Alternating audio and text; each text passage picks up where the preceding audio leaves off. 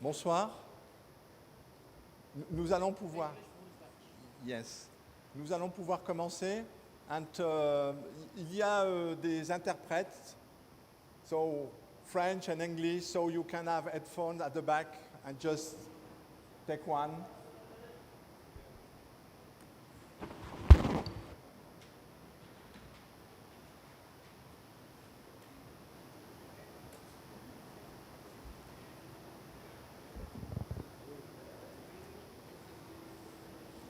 So,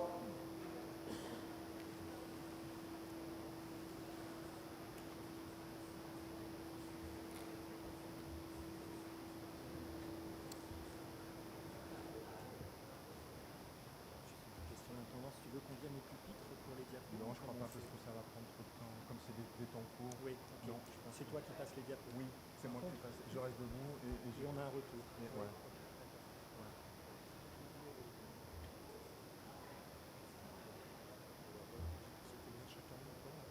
3 minutes, 4 minutes, 4 minutes. Ok.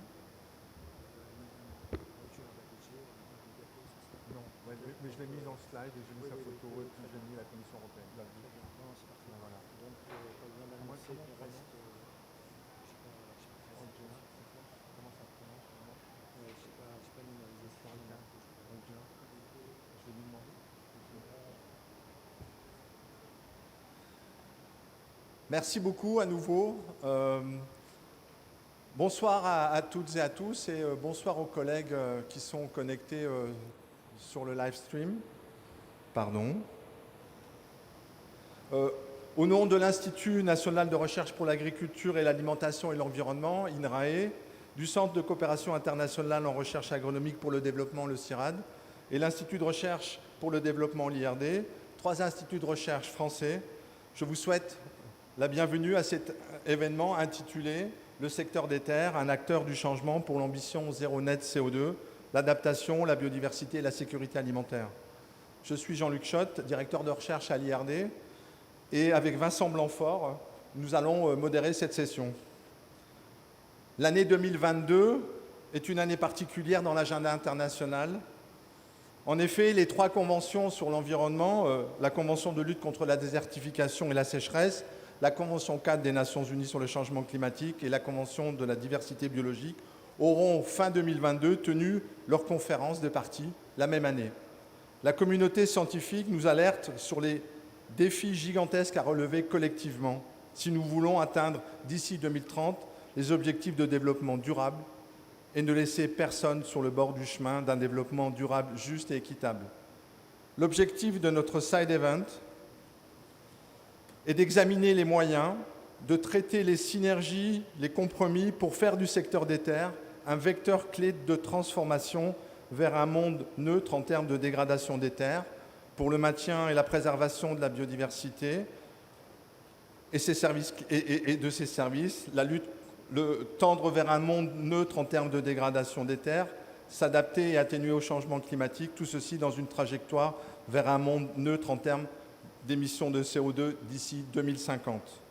Pour cela, nous avons le privilège d'avoir un panel de personnalités qui vont nourrir le débat de par leur expérience, leurs responsabilités dans différents domaines, et je tiens d'ores et déjà à les remercier d'avoir répondu à notre invitation. Nous avons dans le panel Madame Florinka Fink-Hoger, directrice générale de la DG Environnement à la Commission européenne. Bonsoir Madame, merci beaucoup d'être parmi nous. Madame Lini Wollenberg, de l'Alliance Biodiversity International and du CIRAD, merci Lini. Madame Marie Hrabanski, chercheuse au CIRAD. Bonjour Marie, merci beaucoup. Nous avons aussi le privilège d'avoir Yuba Sokona, vice-chair du GIEC. Bonsoir Yuba, merci beaucoup d'être parmi nous. Monsieur Pascal Martinez, spécialiste du changement climatique au Fonds pour l'environnement mondial. Bonsoir Pascal, merci à nouveau. Monsieur Lamine Diatta, et je remercie particulièrement Monsieur Diatta, négociateur pour le Sénégal dans cette convention. Bonsoir Monsieur Diatta, merci d'être parmi nous. Et Jean-François Souzana, directeur de recherche à l'INRAE, vice-président à l'international pour l'INRAE. 4 premiers temps d'échange vont structurer les échanges entre les panélistes autour de 4 points. Que nous dit la science sur les terres? Nous aurons ensuite des exemples d'actions concrètes pour briser le cloisonnement entre climat, alimentation et biodiversité. Nous aborderons la question des financements, puis les voies pour mobiliser toutes les connaissances de toutes les parties prenantes pour le déploiement d'actions au plus proche des bénéficiaires.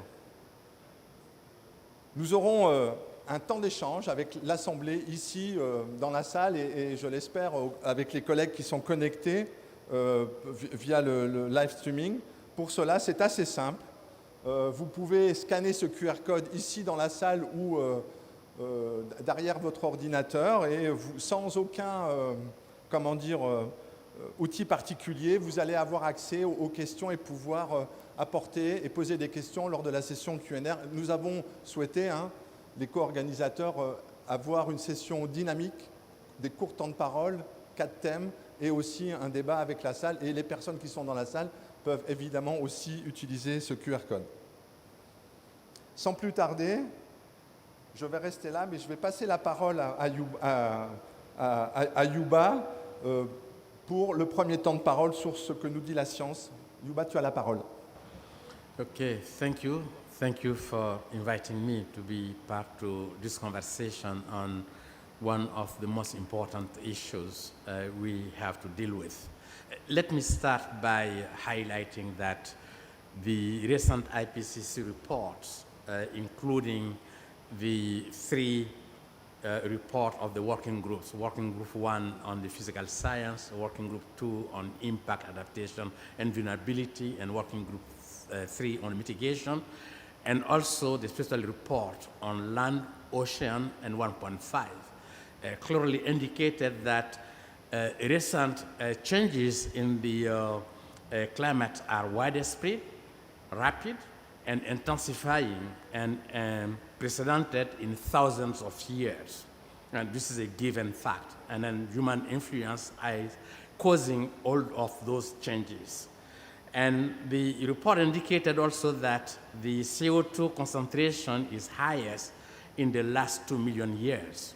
And just to give also another example, and then sea level rise, the fastest rate at least for the 3,000 years.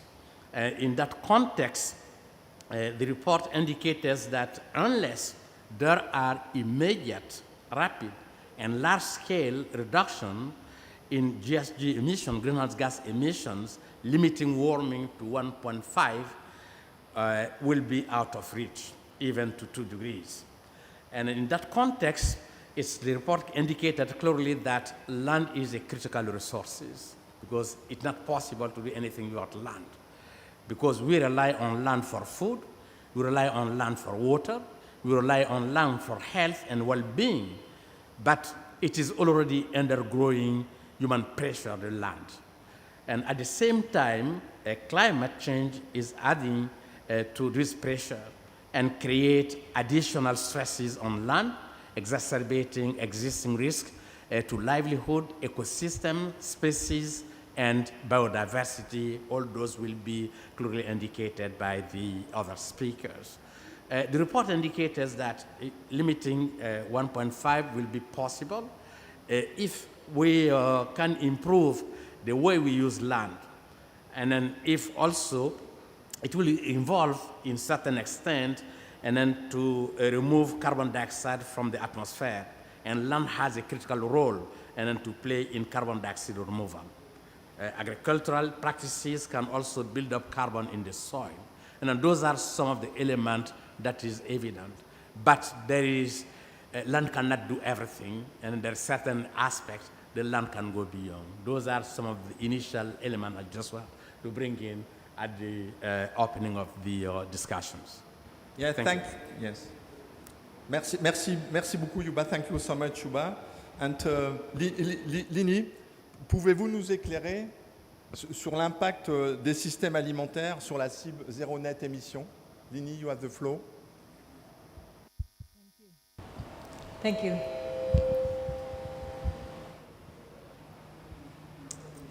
Next slide, please. I'm going to talk about the possibility of achieving net zero emissions in the food system. We tested 64 different scenarios to identify what the options were for a net zero food system. You can see the dotted line across the top represents about 20 gigatons of CO2 equivalents. That's the current footprint of the food system, roughly. And it's actually 21.4 in the paper. And then in the green, you can see the building block that represents greenhouse gas efficient production systems. So for example, for livestock, that would be systems that avoid deforestation, right, and free up land for biodiversity. For nitrogen fertilizer, it would be efficient fertilizer use. It also represents energy efficiency because this is the food system. And you can see the green does only achieve about 60%. Can you not see things? Oh, I can see it. Nobody else can see it. Could we have the slide change? Thank you. I was noticing a lot of heads shaking, but I couldn't understand why. Est-ce qu'il serait possible d'avoir la bonne diapo? Sur le retour, on a la bonne diapo. There we go. Sorry for that, Lini. That's okay. There we go. Okay, Yeah. thanks. All right. So now you see that 20 gigaton number on the top, and you can see the green block on the bottom. And the green block is the greenhouse gas efficient practices. And you can see that it only achieves about half of what we need, right? Just from improving existing practices to about the top 30th or 40th percentile of best practices. We then have in the orange block carbon sequestration. And here we've taken a relatively conservative approach to carbon sequestration, recognizing the finite and uncertain nature of it. But with carbon sequestration, there are 8 scenarios with which we can achieve the net zero, including greenhouse gas efficient practices and carbon sequestration.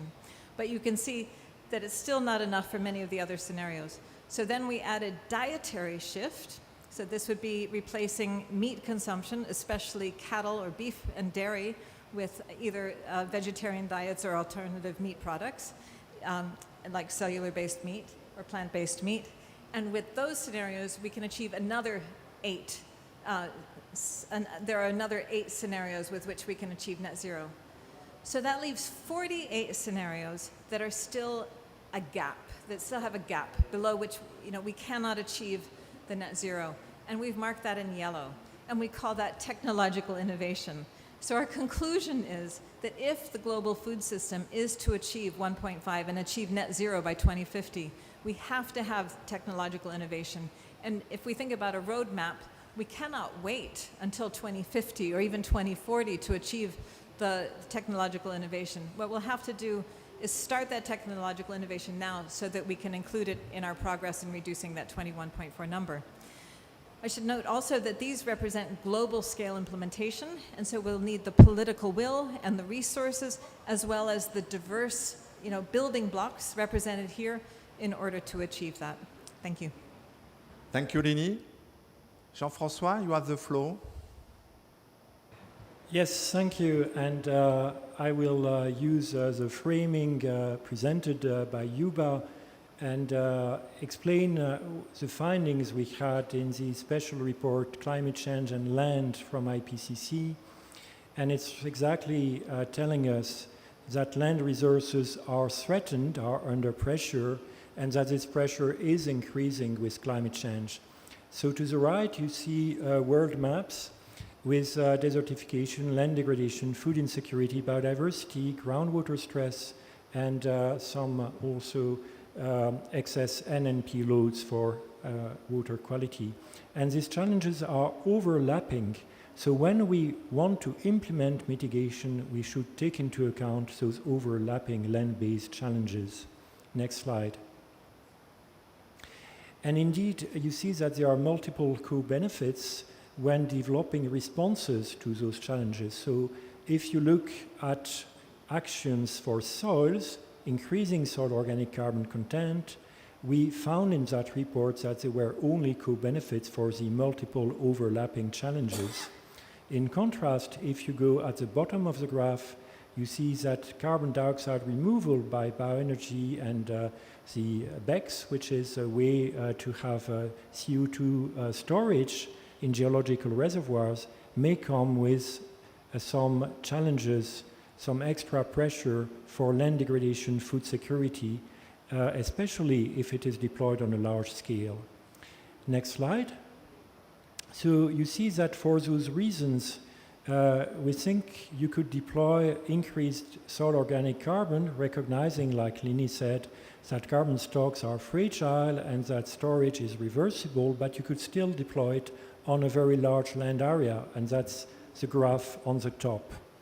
And on the bottom, you have the no-harm deployment for the bioenergy and BECCS in blue, and this is on a very limited land area because you don't want to do this where you have food insecurity or where you have some challenges with water and with biodiversity. Next slide. So recently we took those findings in a forthcoming paper and we studied combinations of 3 dimensions, and we say that we need in fact to coordinate policies about LULUCF, agriculture and food demand to reach options that are viable for multiple SDGs and that involve mitigation to reach 1.5 degrees or 2 degrees Celsius. And you see that there are no solutions if you do not combine the actions on those 3 dimensions: food demand, agriculture, and LULUCF. So next slide and final slide. So the carbon dioxide removal deployment will remain limited, and therefore we need urgent and ambitious mitigation efforts in agriculture and in the food system. We know of the multiple co-benefits of nature-based solution to maintain and increase the carbon stocks in the soils, but also in the forests, in the wetlands. And however, storage has some reversibility issues, it's fragile, and we need to have structured consultation process for policy decision to guarantee environmental integrity of the carbon neutrality. And we need to think both about mitigation and adaptation, and this requires coordinating policies for agriculture, food and nutrition, land use change and forestry. Thank you. Merci beaucoup aux 3 premiers panélistes qui nous ont dressé un état de la recherche et de la science sur le nexus que nous étudions aujourd'hui. On va passer au second point. À nouveau, le choix que nous avons fait, c'est de courtes séquences qui alimentent chacun des 4 topics. Et là, Madame la directrice, je vous laisse la parole, pardon.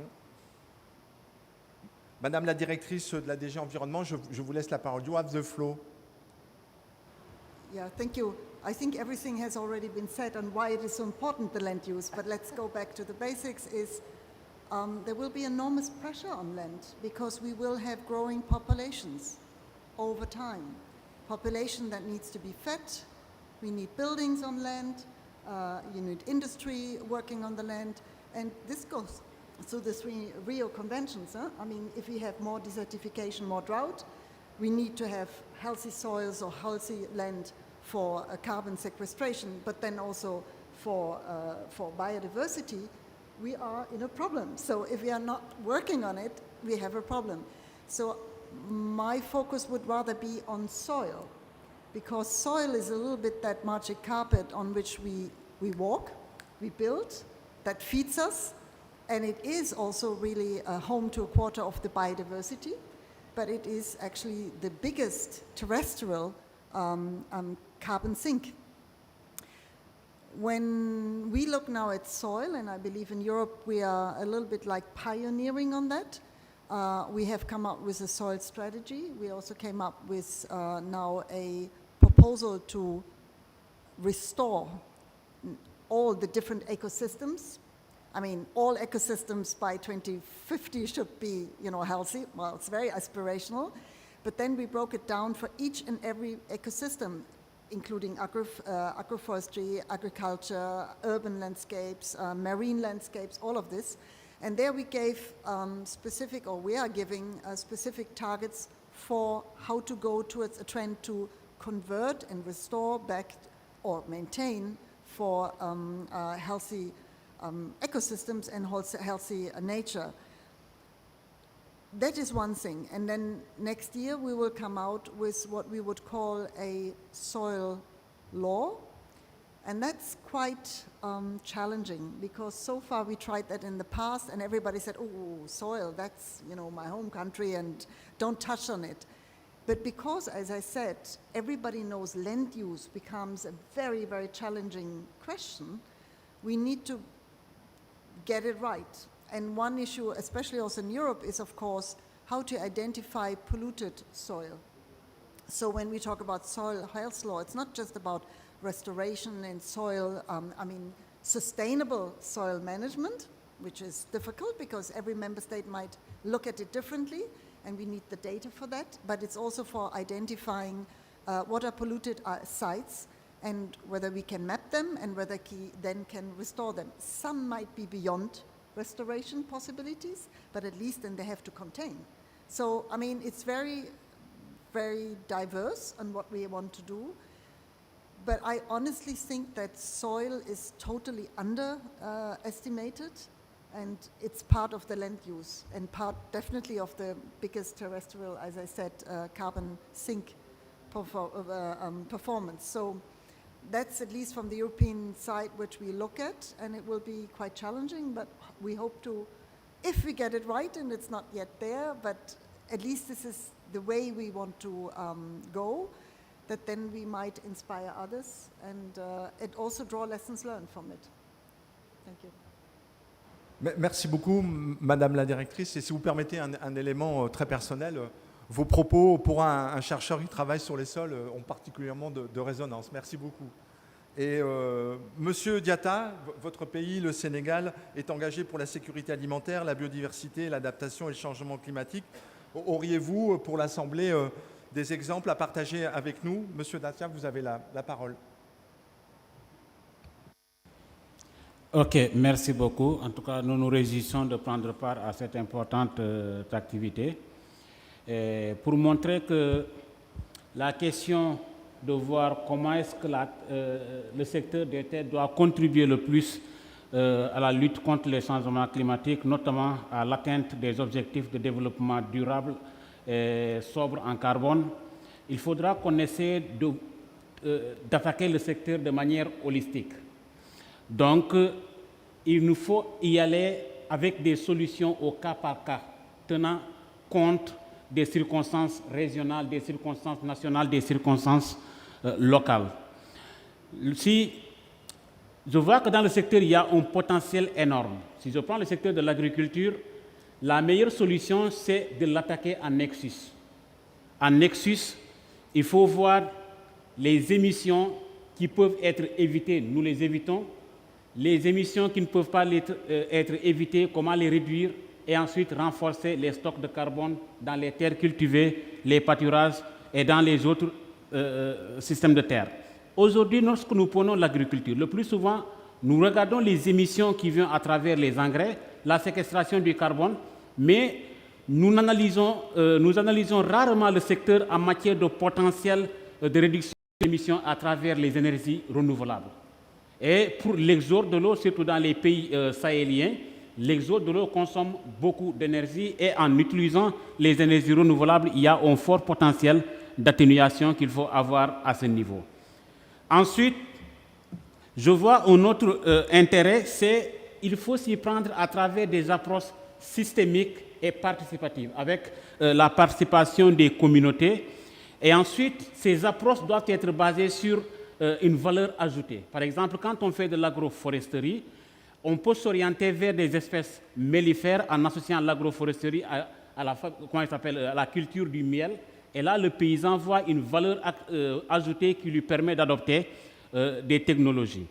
Il nous faut souvent aussi nous orienter vers des politiques multisectorielles, parce que le plus souvent, lorsque l'environnement définit une politique qui lui est propre, sans tenir compte du secteur de l'élevage, sans tenir compte du secteur de l'agriculture, et que dans chaque secteur, nous avons ces mêmes approches. Souvent, chacun, là où il est fort, nous avons de bons résultats, mais là où nous nous rencontrons, il y a un vide. Donc, il faut souvent que ces secteurs aussi puissent s'orienter vers des politiques multisectorielles qui permettent d'avoir un cadre d'intervention commun. La recherche, il faut également produire des données pour nous montrer ce qui marche, ce qui ne marche pas. Le plus souvent, nous faisons beaucoup de plaidoyer sur l'agroécologie, beaucoup de plaidoyer sur les solutions basées sur la nature, mais pour les politiques, en tout cas, nous avons rarement des solutions qui viennent de la recherche, qui sont présentées de manière simple pour nous montrer qu'en allant vers cette direction, voici les résultats positifs qu'il peut y en avoir sur un temps bien déterminé. Le renforcement des capacités est nécessaire à tous les niveaux, mais également la sensibilisation.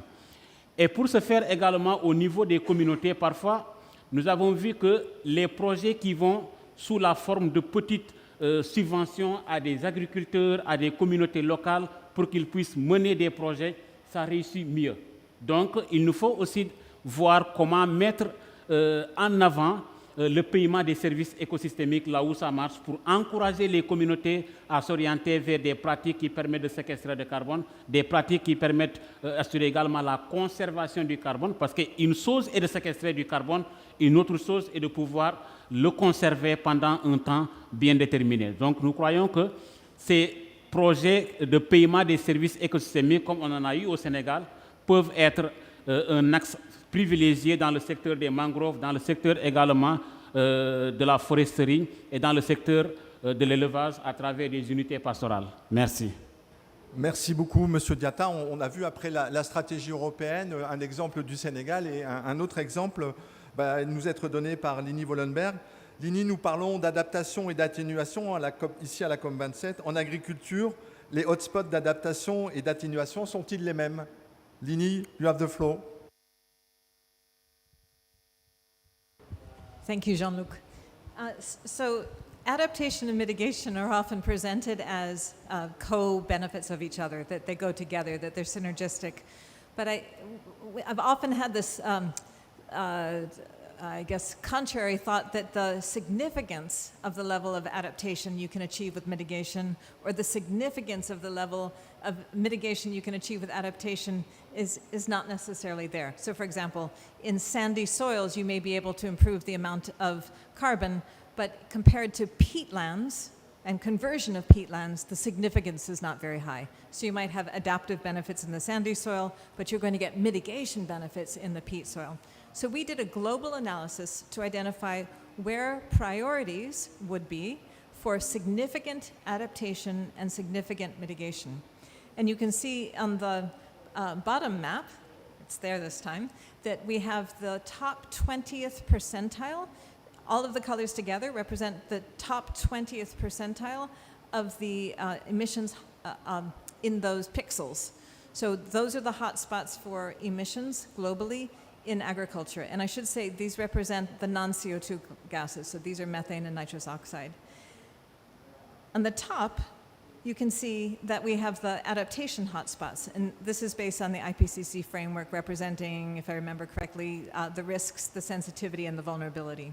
And it represents things like the growing period and both future risks and current risks.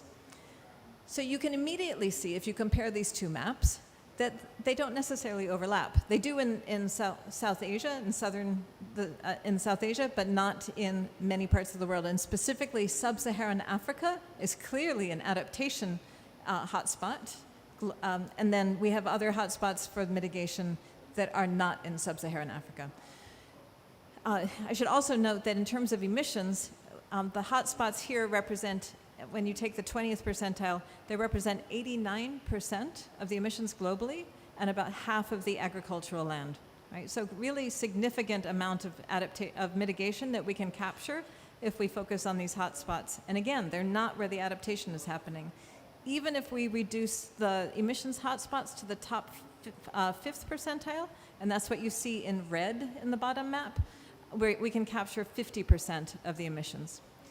So the conclusion is silos are sometimes justifiable, especially if we're talking about geographical priorities.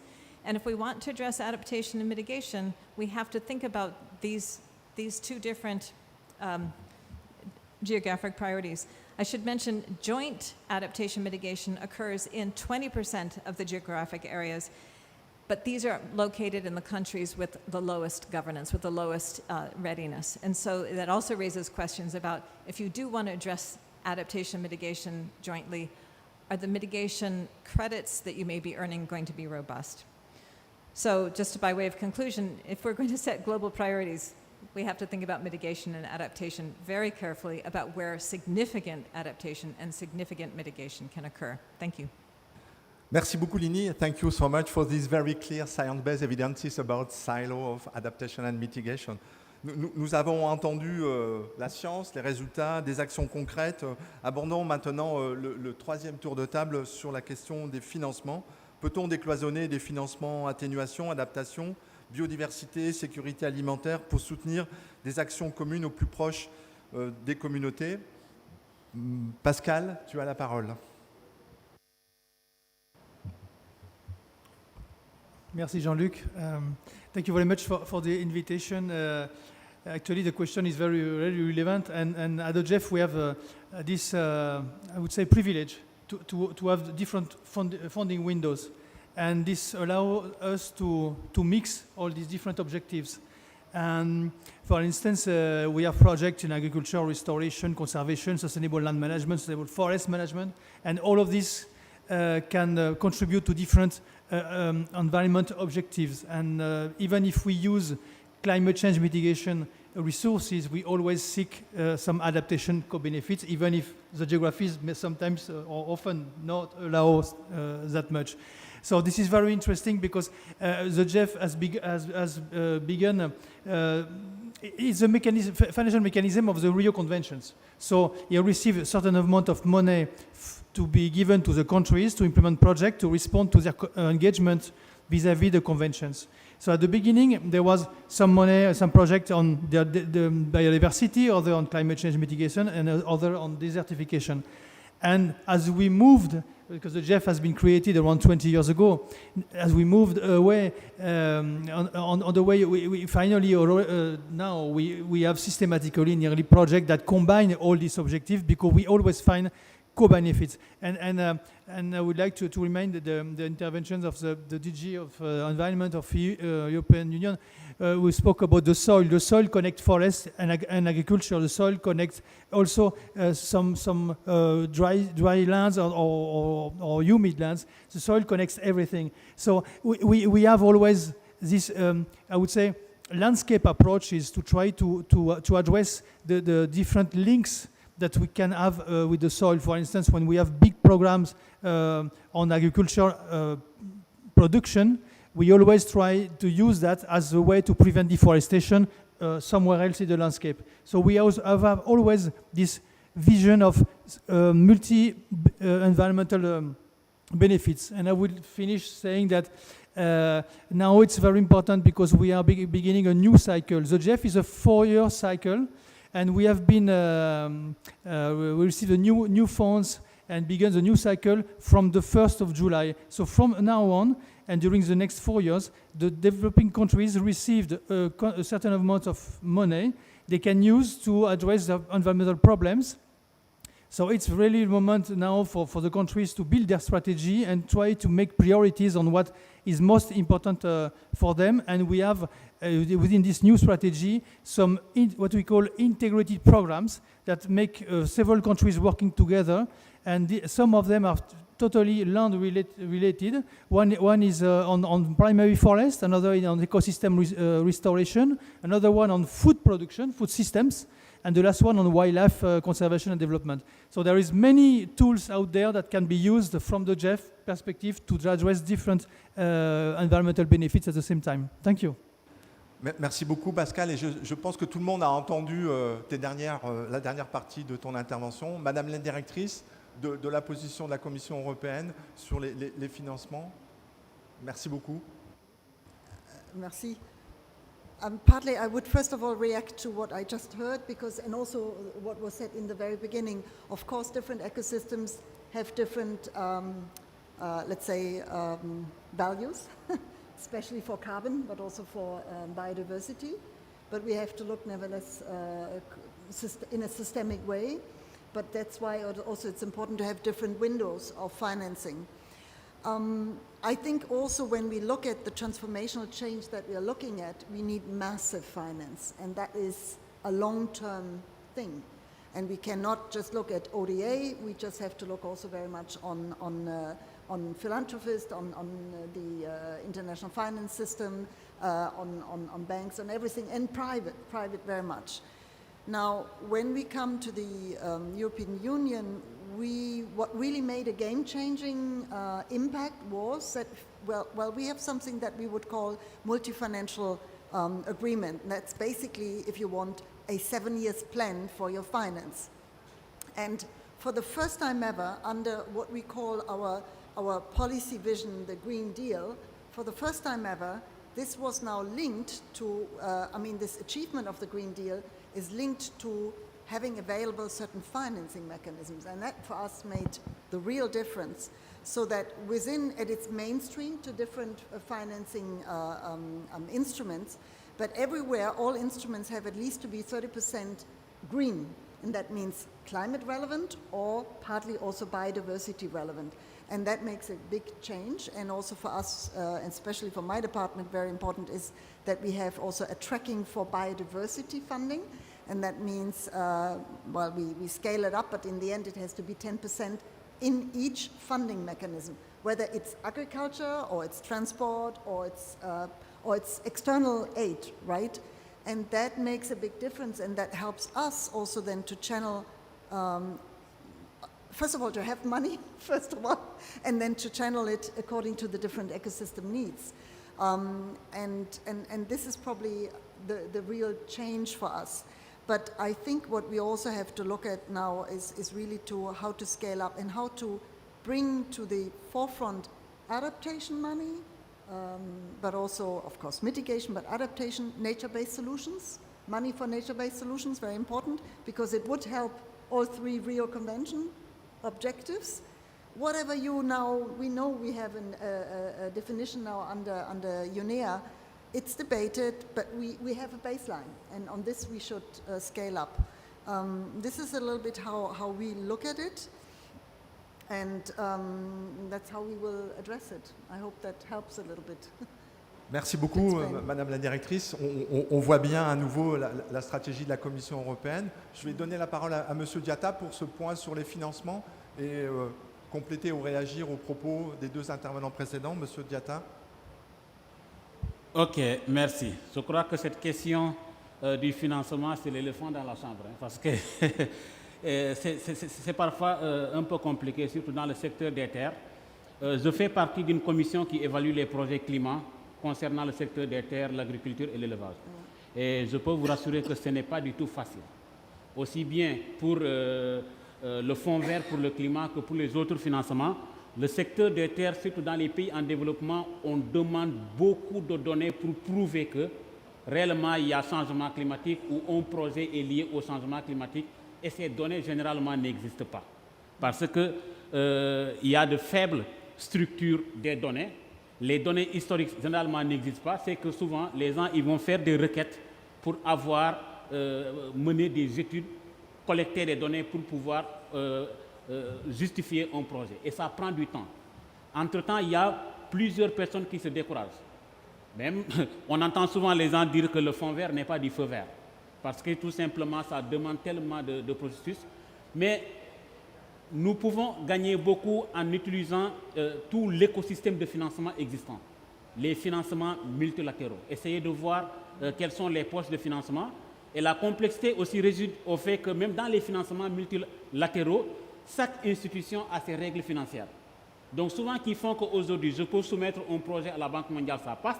Je soumets le même projet au Fonds vert climat, ça ne passe pas. Et souvent, les capacités maintenant, il faut essayer de voir comment jouer sur le renouvellement des capacités. Il faut toujours former les gens sur les mécanismes qui existent pour que nous puissions avoir au moins des experts sur chaque groupe de mécanismes qui sont capables de produire des projets bancables et également alléger les processus de financement pour que nous puissions y être. Il faut aussi accompagner la recherche et accompagner surtout les systèmes d'archivage des données. Parce que c'est ce qui manque. Souvent, nous pouvons pour un projet faire une requête, on fait une étude. Dans 5 ans, on a besoin des mêmes informations. Il nous faut faire encore une autre étude parce que les données de base n'existent pas. Donc, tant que ce système d'archivage des données n'existe pas, ces banques de données n'existent pas, et aussi explorer aussi comment est-ce qu'on peut capitaliser les données de recherche qui sont aussi mises en place par beaucoup d'institutions. Le CIRAD a beaucoup de données historiques au Sénégal, l'IRD a beaucoup de données historiques au Sénégal. Comment est-ce qu'on peut avoir une plateforme d'accès libre à ces données pour permettre au pays de pouvoir produire des projets bancables à soumettre à des bailleurs? Ça pourrait aider. Merci. Merci beaucoup, Monsieur Diatta, de votre expérience de l'intérieur, de l'évaluation des projets, et tous les éléments et tous les points que vous mettez en avant sont particulièrement importants à tenir compte et complètent les propos des deux intervenants précédents. Je vous remercie à nouveau pour ça. On va passer au quatrième temps de discussion. Produire des connaissances, obtenir des financements pour mettre en œuvre des actions concrètes sur le terrain. On a vu des exemples, on a vu le cadre de différents établissements. Au plus proche des bénéficiaires nécessite la mobilisation de toutes les connaissances et de tous les acteurs. Et là, je voudrais passer la parole à Yuba. Hop, pardon. Yuba, Okay. tu as la parole. I think that any kind of action and initiative related to the climate and other aspects, in particular land, it requires the mobilization of the stakeholders. And then the stakeholder can be put in three critical categories, and then there is a need of navigating between the three categories or to have a kind of dialogue between the three categories. The first category is the policymakers, the policy category, and then from the very local to the national and beyond the national.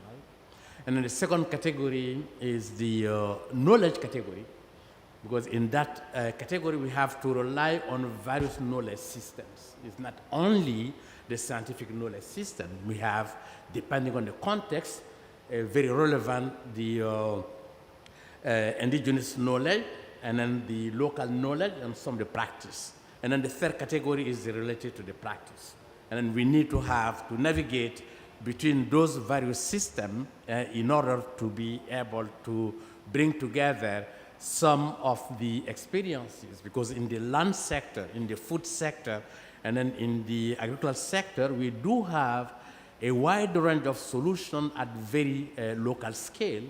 And then the key element is how you bring that at the policy level, and then to inform the different policy at different level. In that regard, it's critical, it's fundamental that the various knowledge systems, including indigenous, local knowledge, that contribute to overcome the combined challenges of climate change, biodiversity loss, food security, desertification, and land.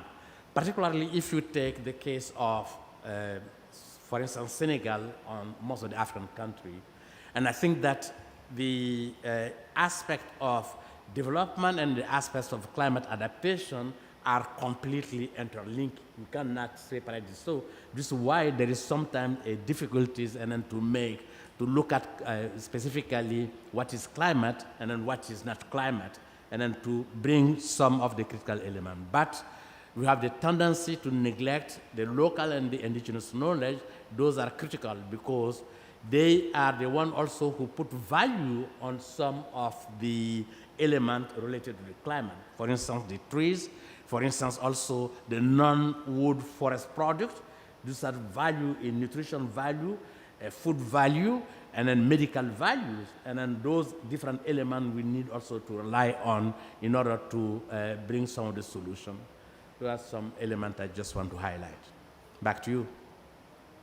Merci beaucoup, Yuba. Et personnellement, en tant que chercheur à l'IRD, la question des coalitions multi-acteurs ancrées dans les territoires locaux est quelque chose de particulièrement important à tenir compte. Et je voudrais maintenant passer la parole à Marie Hrabanski du CIRAD.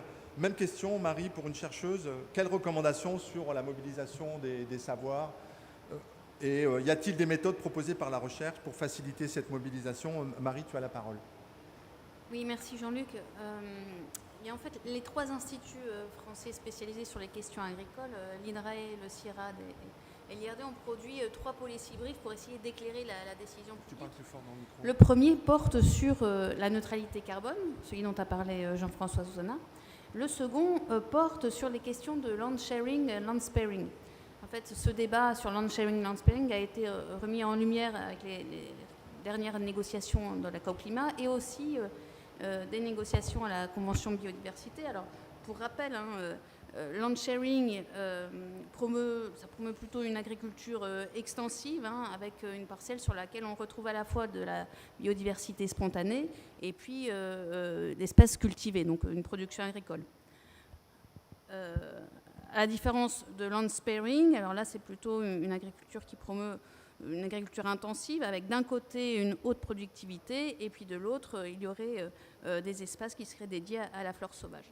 Alors les travaux qui ont été menés par les 3 instituts de recherche, mais en fait on cherché à dépasser en fait ce clivage un peu stérile entre land sharing, land sparing. Slide suivante s'il vous plaît.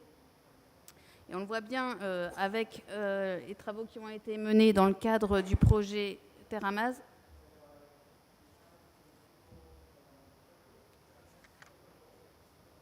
Oui. Donc du projet Terramaz, hein, qui montre en effet, vous voyez sur la diapo, hein, qu'il existe des zones sur lesquelles il y a un partage de l'espace entre la production agricole dédiée et l'élevage notamment, et des réserves forestières. Donc vraiment, avec ces travaux dont pourra vous parler mon collègue Vincent Blanfort, on voit qu'on va au-delà de la question de land sparing, land sharing. Slide suivante, s'il vous plaît. Et puis, dans le cadre du travail inter-institut qu'on a mené également, eh bien, on a développé des recommandations qui portent sur les politiques d'adaptation de l'agriculture au changement climatique. En fait, on est parti de l'idée suivante. Dans de nombreux NDC à l'échelle nationale, également il y a multiples plans climat qui émergent, on voit bien que l'agriculture a une place centrale. Il y a vraiment une rhétorique politique qui donne une place importante aux questions agricoles. Nous, ce qu'on a voulu analyser, c'est comment sont mis en œuvre ces plans et ces NDC sur les questions agricoles. Donc, pour analyser cette mise en œuvre, on a analysé les instruments disponibles d'adaptation de l'agriculture au changement climatique dans une dizaine de pays. On a identifié près de 200 instruments. L'instrument ici, ça renvoie par exemple des quotas eau, des subventions pour faire évoluer les pratiques des agriculteurs, la diffusion de services climatiques par exemple. Et donc ce dont on s'est aperçu, c'est d'une part, premier élément, que l'approche par les instruments de politique publique est véritablement un élément clé pour évaluer les plans d'adaptation de l'agriculture au changement climatique. Et ça a une résonance toute particulière, notamment avec le Global Stocktake qui va débuter dans quelques mois. Deuxième idée phare, parmi ces 200 instruments, on a identifié 3 types d'instruments différents. D'une part, il existe des instruments de type command control, c'est-à-dire des réglementations, des contraintes qui obligent ou qui interdisent les agriculteurs, par exemple un seuil maximal de pollution. Il existe également, deuxième type d'instruments, des instruments de type incitatif avec des subventions qui invitent du coup l'agriculteur à modifier ses pratiques. Et puis un troisième type d'instruments qu'on appelle des instruments de type communicationnel, tels que des labels bas carbone ou encore des informations climatiques qui sont diffusées aux agriculteurs. Ce dont on se rend compte, c'est qu'à l'échelle internationale, il y a vraiment quelque part une certaine forme de rejet des instruments de type command control, et au contraire, ce sont les incitations et les instruments communicationnels qui sont privilégiés. Toutefois, sur le terrain, ce dont on s'est aperçu, c'est que les instruments les plus efficients et les plus efficaces, ce sont les instruments qui combinent ces 3 dimensions, c'est-à-dire des instruments dans lesquels il y a à la fois une dimension incitative, par exemple une subvention pour passer au goutte à goutte pour un agriculteur, et un instrument contraignant qui met un seuil, par exemple, et qui permet d'éviter les effets rebonds. Notamment dans le secteur de l'eau, c'est particulièrement pertinent. Donc nous, ce pourquoi on plaide, c'est en quelque sorte pour réhabiliter les instruments de type command control qui permettent d'éviter ces effets rebonds et qui permettent donc de mettre en œuvre concrètement et de façon efficace des instruments d'adaptation de l'agriculture au changement climatique à la fois au nord et au sud. Enfin, troisième idée, qu'on a pu tirer à travers le travail mené en inter-institut, c'est l'idée selon laquelle, plutôt que de développer de nouveaux instruments pour l'adaptation au changement climatique, ce que les études ont montré, c'est qu'il faut plutôt renforcer les capacités institutionnelles existantes pour que les instruments qui sont déjà là, qui sont souvent des instruments qui sont recyclés, qui sont puissent être renforcés et plus efficacement mis en œuvre. Il s'agit en quelque sorte d'appeler une certaine forme de sobriété institutionnelle, dans la mesure où les nouveaux instruments qui peuvent émerger sont parfois peu pourvus en nouveaux financements. Enfin, quatrième idée, qui est véritablement très pertinente, enfin encore plus pertinente pour les pays du Sud, c'est que ce qu'on peut observer parmi les 200 instruments qu'on a identifiés, c'est une profusion de projets d'adaptation de l'agriculture au changement climatique, notamment dans les pays du Sud. Ce qu'on voit en fait, c'est que cette domination du gouvernement par projet pose des limites à l'adaptation de l'agriculture au changement climatique, dans la mesure où ce gouvernement par projet fait que des projets précaires qui sont financés sur des temps limités, 4 ans en moyenne, limitent la coordination et la cohérence des politiques d'adaptation de l'agriculture au changement climatique, notamment dans les pays du Sud. Ils peuvent créer également des inégalités territoriales, dans la mesure où, par exemple, au Sénégal, on voit bien, il y a une prolifération de projets sur la côte, notamment autour de Dakar jusqu'à Saint-Louis, et par contre, d'autres zones autour de Diourbel, notamment, et Saint-Rachidi, sont moins pourvues en projets d'adaptation. Donc, ce qu'on appelle, ce qu'on plaide, ce qu'on recommande plutôt, c'est limiter ce gouvernement par projet, dans la mesure où les politiques d'adaptation de l'agriculture au changement climatique réclament une vision de long terme et des financements directs vers les États, plutôt qu'un financement par projet qui soit trop systématique. Merci beaucoup Marie pour ces exemples très précis et notamment illustrés par des projets qui se déroulent sur le terrain. Pascal, sur cette question de mobiliser tous les acteurs, quelle est la vision du Fonds mondial pour l'environnement? Merci Jean-Luc. Bueno, es interesante porque... sorry. Sometimes I write in Spanish too, so sorry. Apologize. No, I think that it's a very key question, because we are all here with part of the solution.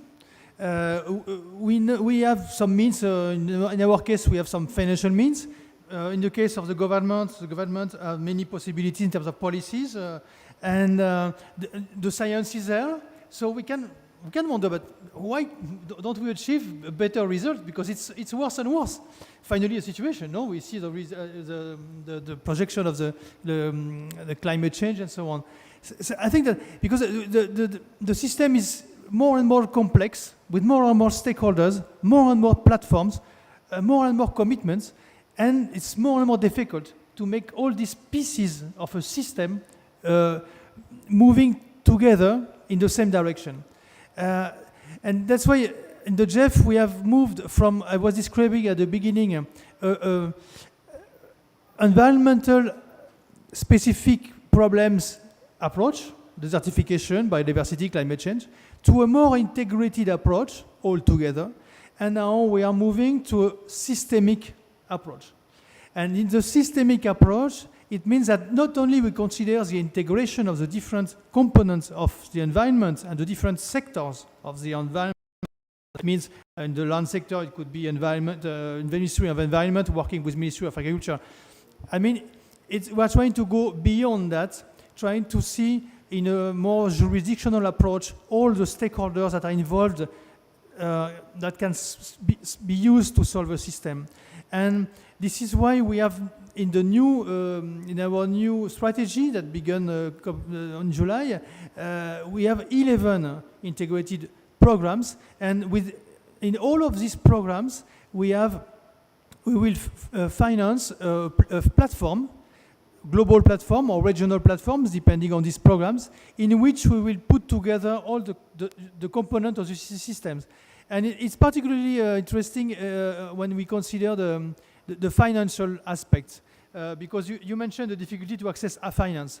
By the way, we have the Global Environment Facility, not the Green Climate Fund, so hopefully it's easier with us. I don't know from your perspective, but I hope. So there are many commitment or resources out there. So one of the components of this platform is to share knowledge, of course, and good experiences, but also to put together and try to align all these financial commitments that are made here and there. So we are moving to to this systemic approach, and a good example, I'll finish here, it's what we have succeeded to build through the Food System Land Use and Restoration Impact Program, which is the biggest program of the previous cycle, which is now beginning in terms of implementation on the ground. And we have these huge platforms that put together private sector, policies, all the people who are intervening in the value chain of the products. The value chain is very important. It was like a transformation. Before we were working at the landscape level, at the practice level, but then we included all the value chain from the importation or the retail until the production and transformation, all these people together. And this is what we tend to do, to transform the system, really putting together all the components of the system. Thank you. Merci beaucoup Pascal, et on voit bien la notion de la nécessité de faire du multi-acteur à toutes les échelles des coalitions très locales, mais aussi régionales, nationales et voire internationales autour de plateformes. Et vraiment, je voudrais remercier les panélistes qui ont tenu le temps. Et maintenant, j'espère que ces interventions qui ont été malgré très courtes, et je voudrais remercier à nouveau les panélistes. Ce n'est pas un exercice facile d'intervenir de façon, je dirais, à la fois précise mais brève, en apportant des informations. J'espère que ces informations vous ont inspiré. Et maintenant, on va passer à la session des questions. On va passer le micro dans la salle. Je ne sais pas s'il y a beaucoup de gens qui sont connectés en streaming. Si vous êtes connectés, vous pouvez scanner de votre ordinateur le QR code, vous envoyez nos questions et nous, on en fera part à la salle. Et là, je laisse la parole. OK. You can use a QR code and to share your question, and we will collect them and we will address the question during the debate. So do not hesitate to raise your hand or to use a QR code. So I leave the floor to Vincent. And I would like to remind you that there are headphones. We are interpreters in French and in English at the back of the room. So do not hesitate to have some. Merci. Vincent, je te laisse la main. Perhaps you can have the first question in the room. Can you have a microphone? Yes.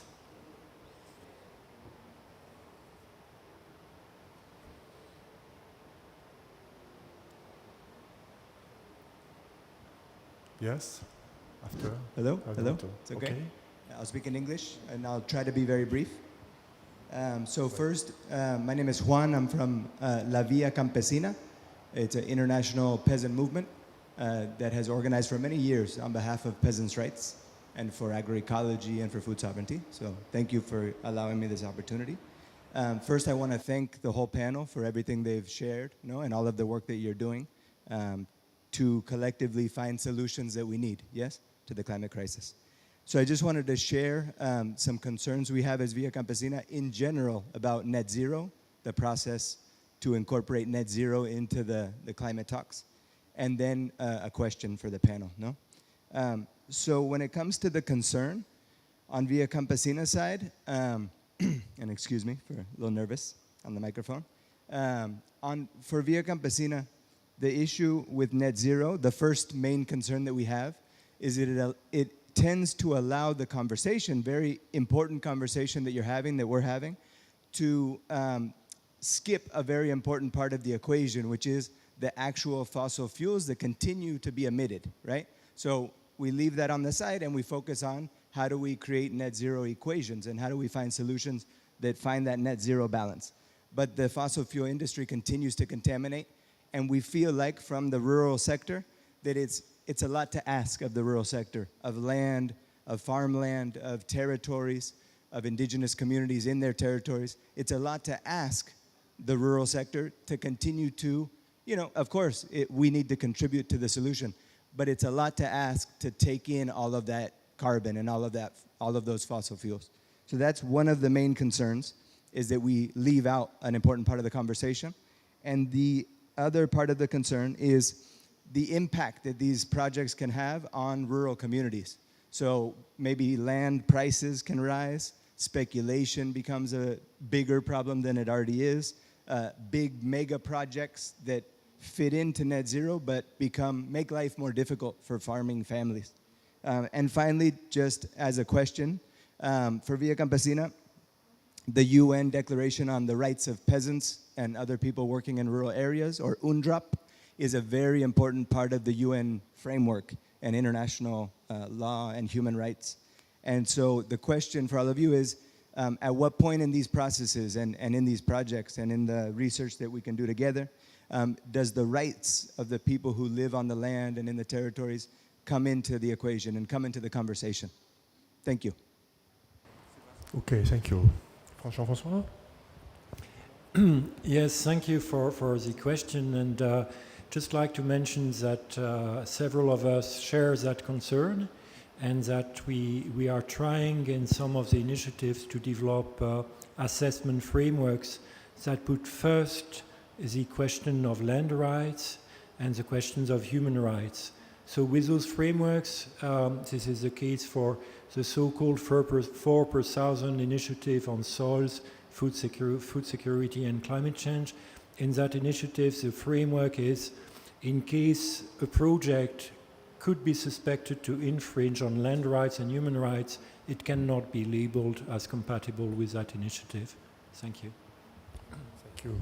Yuba, good comment for you. We are saying exactly the same thing. We said that land can do part, land cannot do all.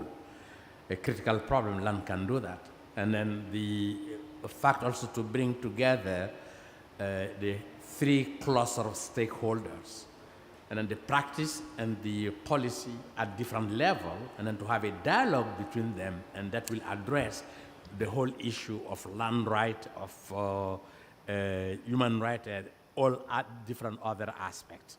And then we need to bring those together, and then to have a kind of dialogue between them, a conversation, and a navigation between the 3 stakeholders. Thank you. Thank you. Another comment? Yeah, rapidly, land use and right is part of our strategy. It's embedded in our strategic documents, the one we elaborate every 4 years, and it's even more prominent now because in the biggest program of the new cycle, I didn't mention that we received from the donor community for 4 years $5.3 billion. In this cycle, the biggest program is on primary forest. It's a $357 million grant, all the GEF is grant. And this question of the land use and right, the right for use and access to the local people, indigenous people, and local communities is one of the core. It's at the core of the strategy to implement this program. So really, it's and also we have a policy that obliges us to take care of this aspect in any of other project anyway. So, but it is really now highlighted in the biggest program of the GEF. Merci. Leni, yes? Thank you. On the question of emissions, it's a really good one. I often also feel it's very unfair. But if you look at the future scenarios for decarbonization of the energy sector, we can see that there'll still be a surplus after decarbonization. And where is that going to be? It's going to be in the agriculture sector. And as hard as it is to think about, I mean, it's really hard to say, agriculture, even in the poorest parts of the world, has to move towards a system that recognizes multiple objectives. You know, so not just food production, but food production in sustainable ways that includes the climate. And we have to be clever about it.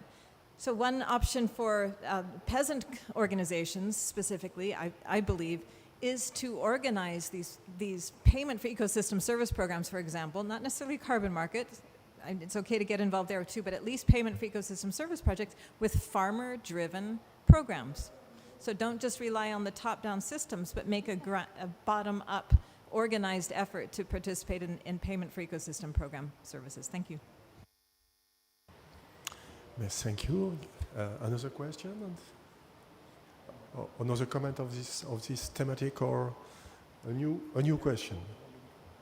The microphone, please. Can you bring the microphone, please? Thank you.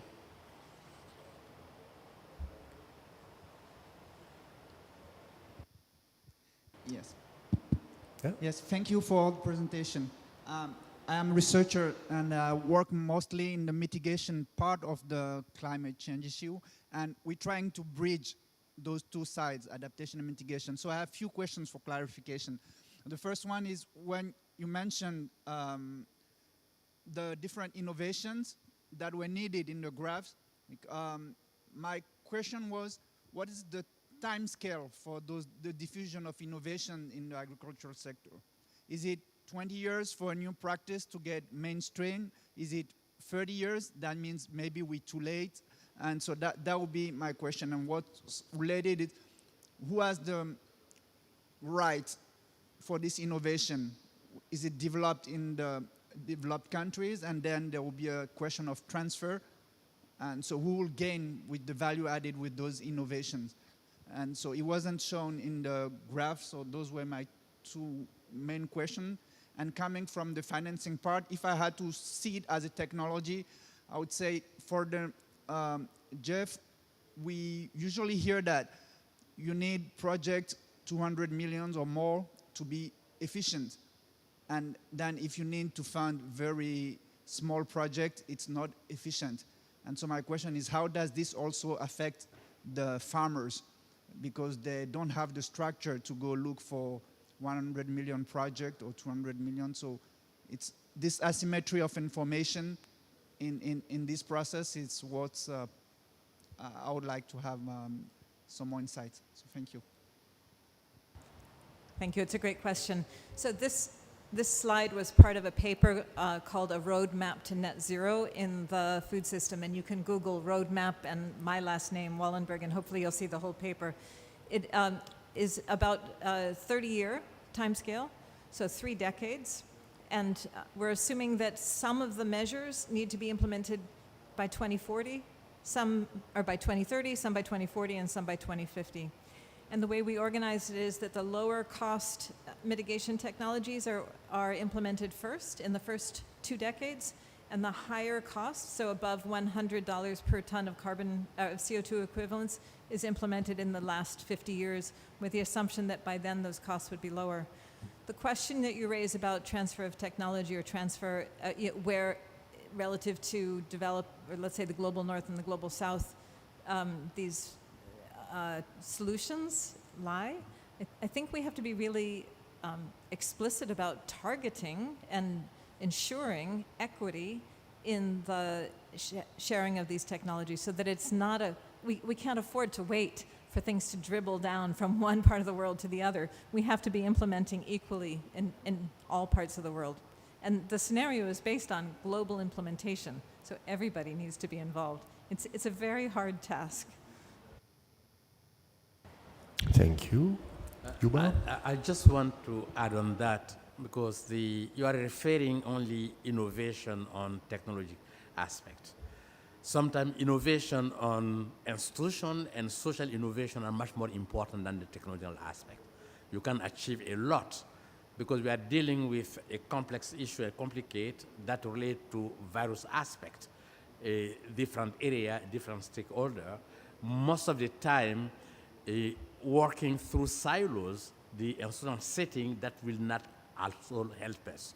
And in that regard, we need much more institutional social innovation than purely technological innovations.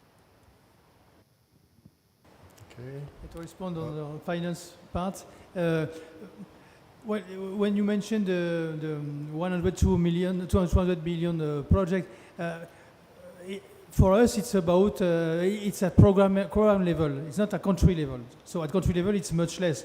When I mentioned the $357 million for the forest program in GEF 8, at the end of the day, as there will be many countries, it would be maybe on average between 10 and $20 million.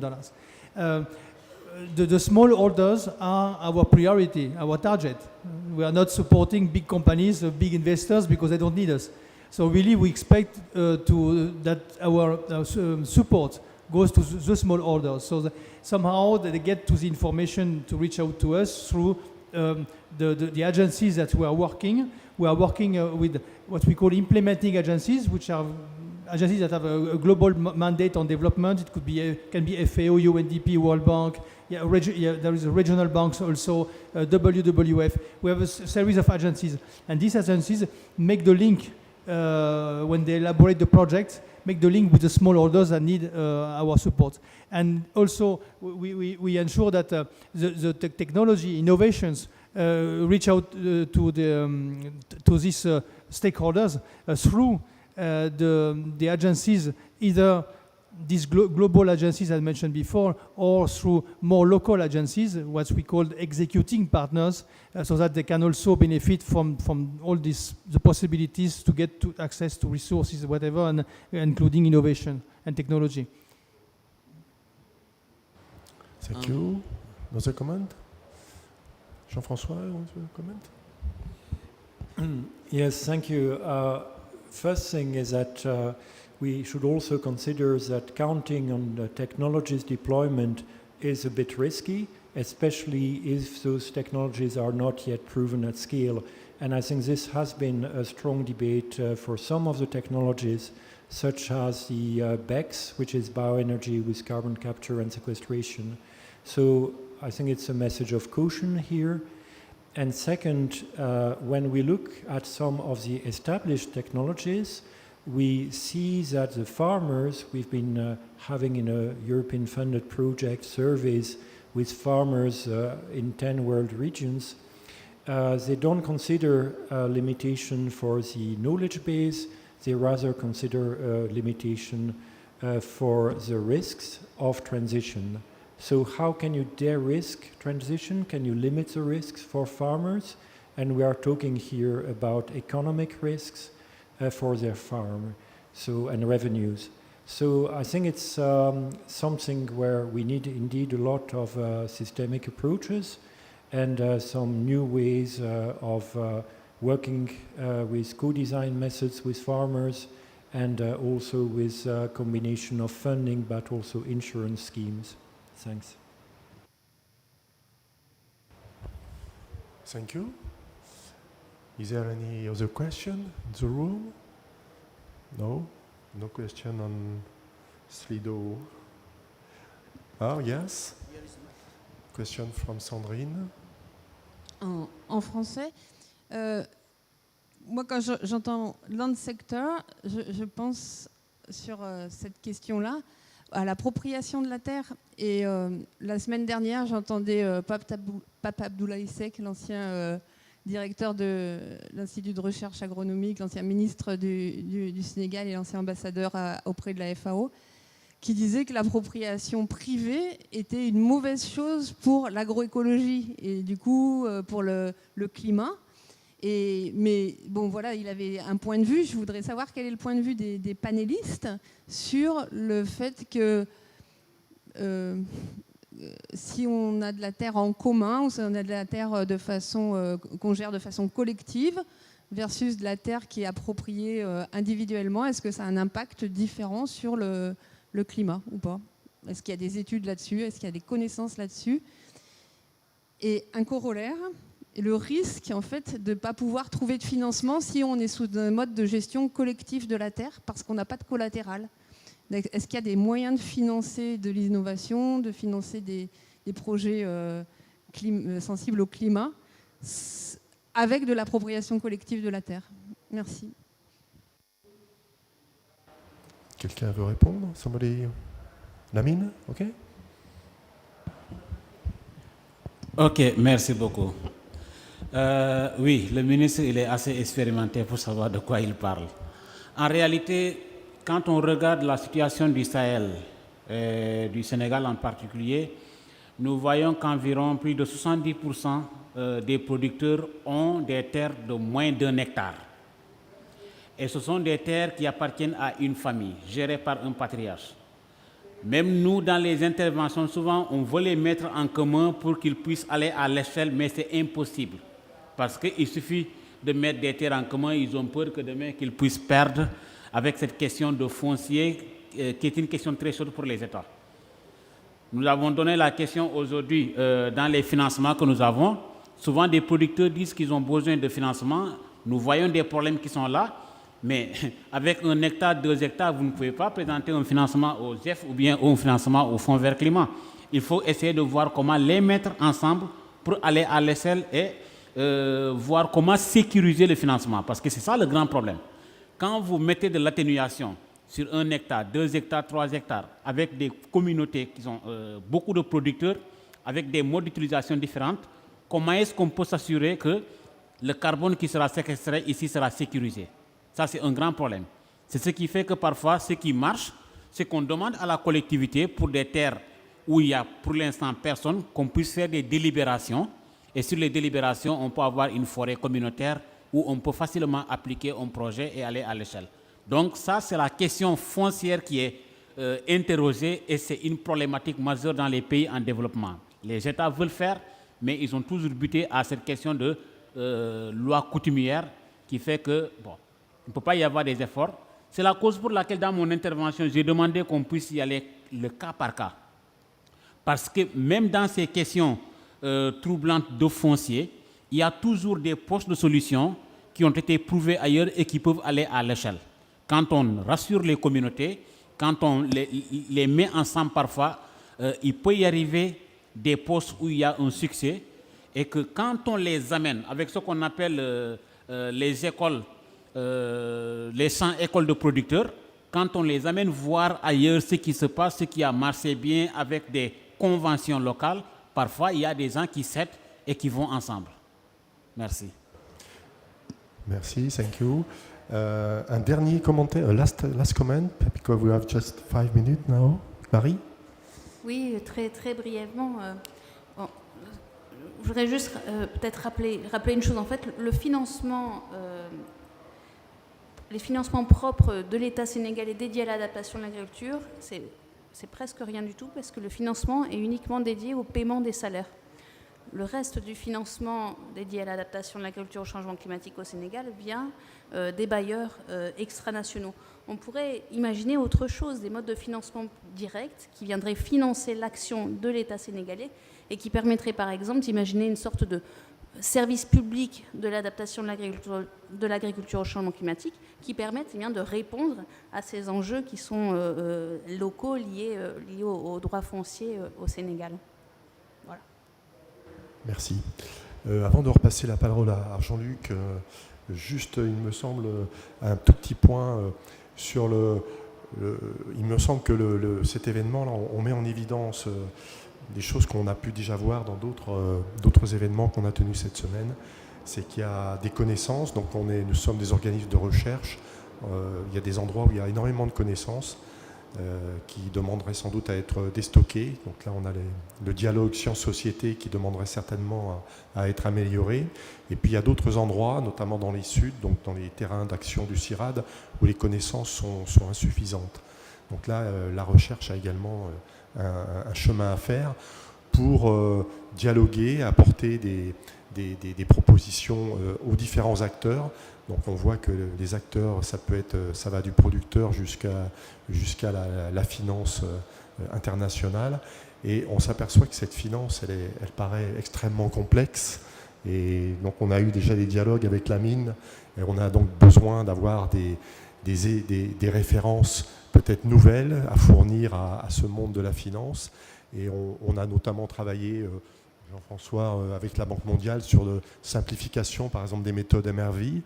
Et je crois que le chiffre actuel de la part de la finance climat dédiée à l'agriculture, c'est moins de 1%. Donc il y a vraiment un grand chemin à faire. Et voilà, de côté de la recherche, on espérera y contribuer. Jean-Luc, je te repasse la parole. Merci beaucoup Vincent d'avoir animé cette partie du débat. On arrive à la fin de notre side event et je vais passer la parole aux panélistes pour un mot de conclusion, mais aussi dans la salle, si vous avez un mot de conclusion à nouveau, hein, si on projette, voilà, si vous utilisez le QR code que j'ai envoyé précédemment, de récupérer votre mot-clé et ça va nous nourrir dans le compte-rendu qu'on aura fait de la séance, mais aussi vous pouvez prendre la parole. Si vous avez un mot-clé que vous souhaitez partager de ce que vous avez retenu, de ce que vous n'avez pas retenu de la séance, avant que je passe la parole aux panélistes, On va partir de Lamine en blanc jusqu'à Jean-François pour un mot-clé de conclusion sur cet événement. Monsieur Diatta. Ok, merci beaucoup. En tout cas, je tiens l'occasion pour remercier les organisateurs de nous avoir conviés à cet événement important et dire que toute solution commence par la discussion. Et les meilleures solutions viennent des panels des chercheurs. Donc, lorsque les chercheurs, en tout cas, créent des espaces de dialogue, des espaces d'échange avec les, comment on les appelle encore, les concepteurs des politiques, c'est déjà un bon départ. Et nous vous encourageons en tout cas à tenir ces genres de débats, surtout au niveau régional. Je peux prendre par exemple un débat en Afrique de l'Ouest entre les chercheurs et les décideurs politiques pour que nous puissions ensemble capitaliser des éléments qui nous permettent en tout cas d'amorcer un nouveau paradigme qui permet de faciliter le financement des changements climatiques dans nos pays. Merci. Merci Lamine. Marie, 2 mots. 2 mots, eh bien, peut-être juste rappeler que certes, l'agriculture émet du gaz à effet de serre, mais c'est aussi, bien sûr, la première victime du changement climatique et on l'a vu aussi une source de solutions. Et donc, c'est quelque chose, en effet, qu'il faut travailler en étroite collaboration entre les policymakers et les chercheurs. Merci Marie. Pascal. Yes, we spoke quite a lot about the scaling up, the need to scale up. I think that there are very key elements that we have not discussed maybe today, but it's really important to take into consideration is because there is not resource enough. The international support is not enough. So I think that the domestic mobilization somehow could be private activities or whatever, but domestic mobilization is very important. And second aspect is the policy coherence in terms of the government. So this is maybe 2 elements that would deserve some further reflection to our debate today. Thank you. Thank you, Pascal. Yuba? One keyword, integration.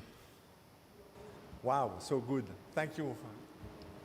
Yes, and back to policy coherence. We cannot make those changes if we do not have together the agriculture, the food and health, and the climate change and environment policies. And in almost all countries, these are different ministries. They do not really work together, and we need to have some system approach to policies. Otherwise, I think we cannot make it. Merci Jean-François. Vincent?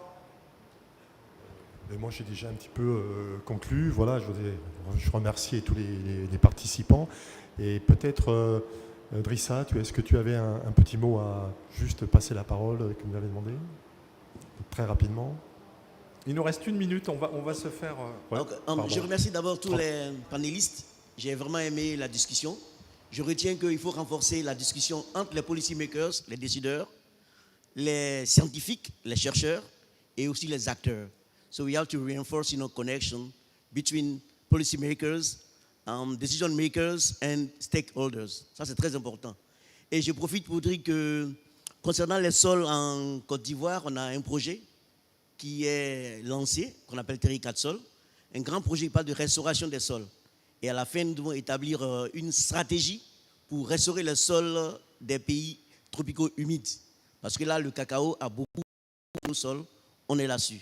Donc, je vous informe en même temps que nous sommes dans la même ligne que vous. Je vous remercie. Merci beaucoup pour ce témoignage. S'il n'y a pas d'autres points, mais n'hésitez pas à utiliser le QR code, on récupérera vos mots-clés. Et moi, je voudrais, abuser de mon rôle de modérateur pour utiliser plusieurs mots-clés. J'ai demandé un mot-clé à mes collègues, mais je vais un peu tricher.